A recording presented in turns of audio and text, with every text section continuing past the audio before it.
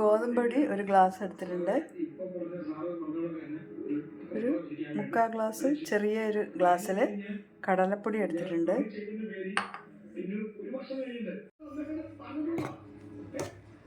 ഇതിലേക്ക് നമുക്ക് കുറച്ച് ചെറിയ പച്ചമുളക് അരിഞ്ഞാണ്, അധികം എരിയില്ലാത്ത പച്ചമുളക് 2 എണ്ണം അരിഞ്ഞത്.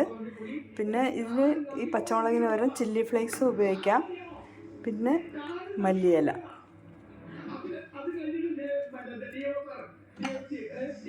കസൂരി മെത്തി,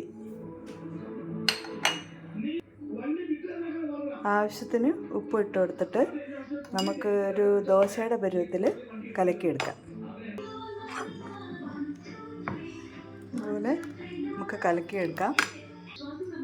ചൂടായ ദോശ ചട്ടിയിലേക്ക് വെക്കാം.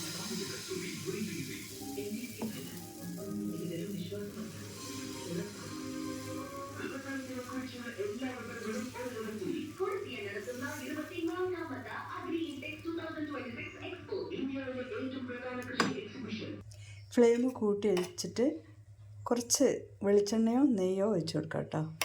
ഞാനിവിടെ വെളിച്ചെണ്ണയാണ് ഒഴിക്കുന്നത്. കുട്ടികൾക്കൊക്കെ നെയ്യൊക്കെ ഒഴിച്ചിട്ട് ഉണ്ടാക്കാം. ദോശ ഇതുപോലെ മൊരിഞ്ഞ ഒരവസ്ഥ വരുമ്പോൾ നമുക്ക് എടുക്കാം.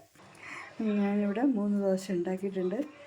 നല്ല ടേസ്റ്റിയാണ്. ഷുഗറുകാർക്ക് കഴിക്കാം. ചെറിയ കുട്ടികൾക്ക് കഴിക്കുന്നുണ്ട് കേട്ടോ. ഞാൻ ഇവിടെ കുഞ്ഞു മക്കൾക്ക് ഉണ്ടാക്കി കൊടുത്തിട്ട് അവർ കഴിക്കുന്നുണ്ട്. നല്ല ടേസ്റ്റാണ്.